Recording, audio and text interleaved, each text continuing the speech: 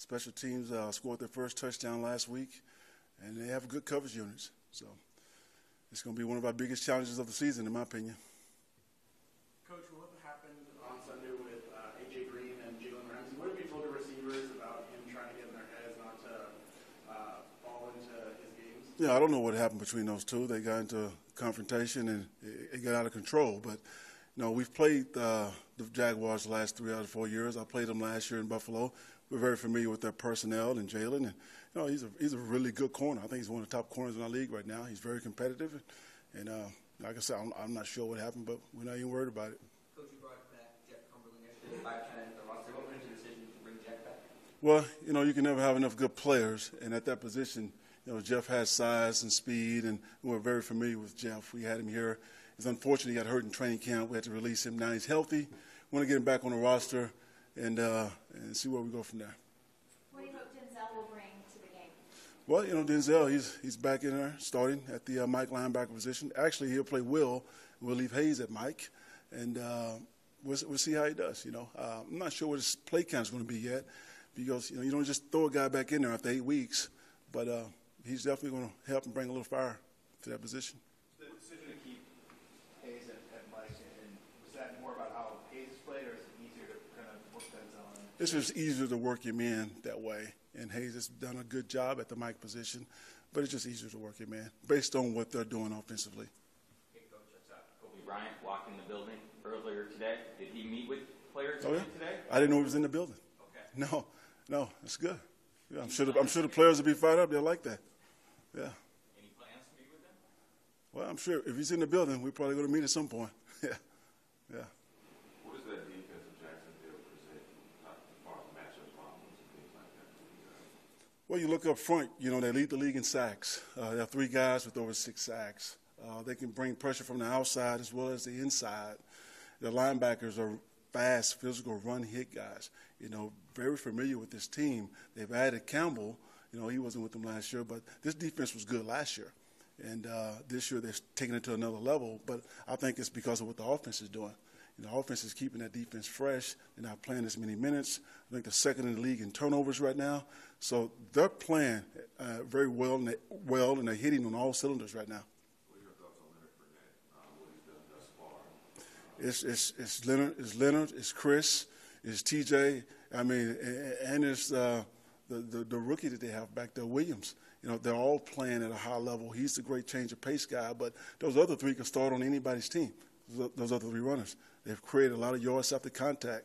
They're big, they're physical, they're good power backs. What's the mood of the team coming off the bye, gotten a little healthier? You have the 3 wins under your belt, looking at the second half of the season. I think the mood's good. Everyone's missed football, Jill. They're glad to be back. And so we'll see if we play like it. Hey, Coach, you break down the season into quarters. Yes. Where did that come from? I hear a lot of the players are rehashing what you say, break it down into quarters. 0-4 the first one, 3-1 the second. Where did that philosophy come from? And kind of well, my rookie year in the league, midway through the season, I'd played more football than I've ever played in my life. So I had to see it that way just to get through the year. And so that's how I've always done it. It makes sense to me, and so I try to start that way and finish it. When you're coming from the back of the standings, do you think that helps? If you break it down in quarters, is that a little more achievable for the players? Very much so. You break it down in quarters, and you get to see what's in front of you. You don't look too far down the road. Yeah. Anthony, obviously you guys every week are very self-motivated to do well, but with Gus going back and playing Jacksonville this week, you see Buffalo next week. Do you buy into the notion that there are revenge games and that guys get more up for their stuff? I don't know. Gus will probably be in here in a minute. You can ask him, but he's helped us with just with their personnel. Obviously, he knows that team very well, and he wants to win every game. Not just this game, but he wants to win every game.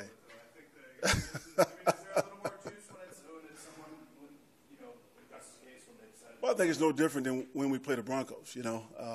Me knowing everyone in that organization, and yeah, I kind of like to beat the people that I know very well, and that I'm probably going to see in this offseason, and bragging. I don't know, but show them what they're missing. That's all. That's all.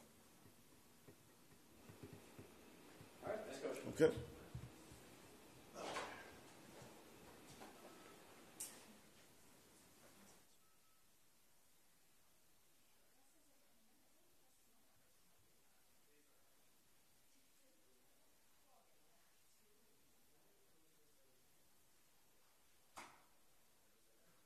a couple of teams like that this year. So, Denver's pretty good at it, and so is Kansas City. So, you kind of have a plan that you try to work with, and it's tough, though. They're good. They're a very good defense.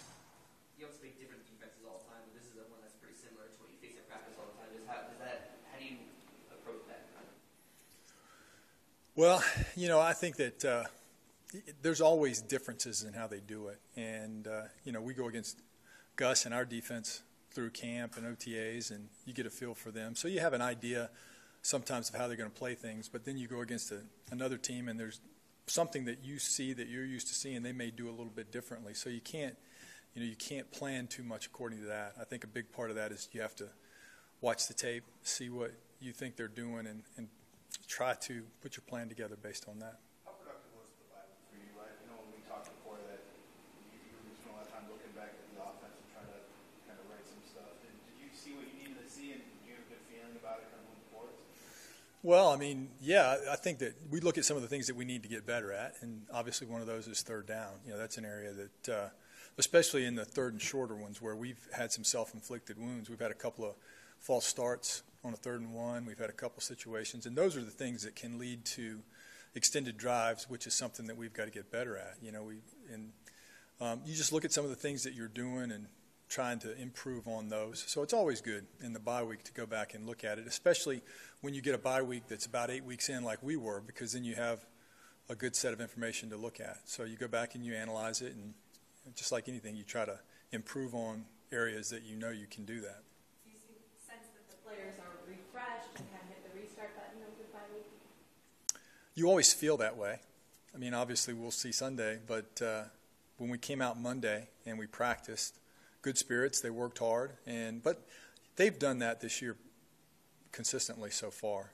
So it's a good group of guys, and I think with anything, we're really working hard to try to play better. We got on a roll in the second half and won 3 of 4, which was good for us. Now we've got to take and try to build off of that. Their defense is impressive stat-wise, but when you look at specific players and schemes, is there anything that you see that jumps out to you where you're like, wow? I think when you look at their defensive front, they've got a number of players there that are pretty good. And when they put some of the guys down, like for instance, when you go to a sub front and they bring Fowler in and they move Calais inside, and they've got Marcel Darius, they've just got a number of guys that they can rotate through there that are really good players. So you have to understand that that's probably the strength of their defense. And then they've got really good speed at linebackers, and those guys play really well. So they have a lot of the things that you have to be prepared for in different facets. Maybe sometimes when you go against a team, they're not as strong in every area, and you can look at that. But these guys, even with the way their secondary is playing now, they got 2 corners that are playing really well, and their safeties are doing a good job there. And they're playing with a lot of confidence. So they're a good unit. I think for us is we've got to continue to try to do some of the things that we've had some success with, but you've really got to execute well against these guys, because if you don't, they'll make you pay for it. Going up against a team that's given up the fewest points in the league, and you've had trouble getting points on the board, at least early. Did you find any new wrinkles that maybe you can put in going into this game that can maybe be a little more dangerous?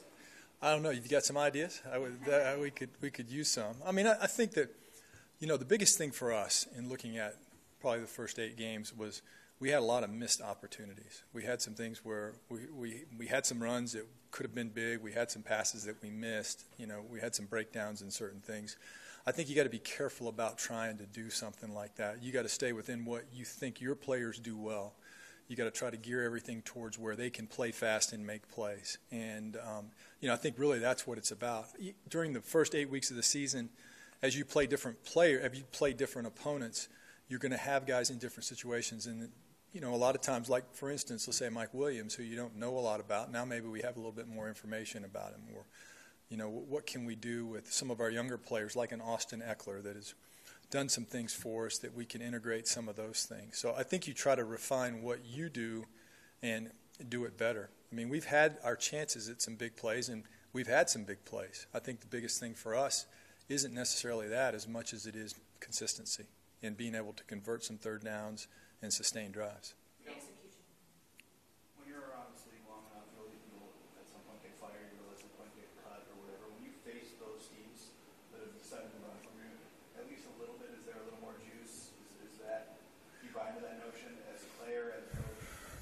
I think that human nature would say you have to a little bit to some degree. I mean, sometimes it depends on how you left out of there.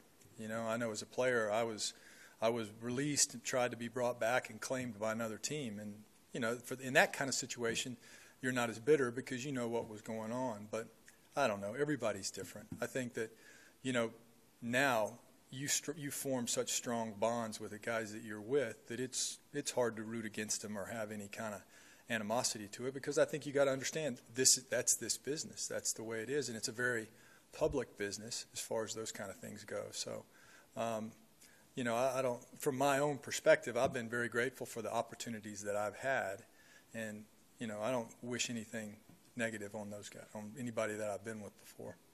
Well, we don't get to talk to Gus today, so is he bitter or not? If you've been around Gus at all, you would say that that's probably not a quality that you see very much from Gus. So, I really admire that about him. So he's genuinely happy for the success that those players have had, and I think he said it himself. He had a large part in getting most of those guys there, and you develop bonds with them, and that's important.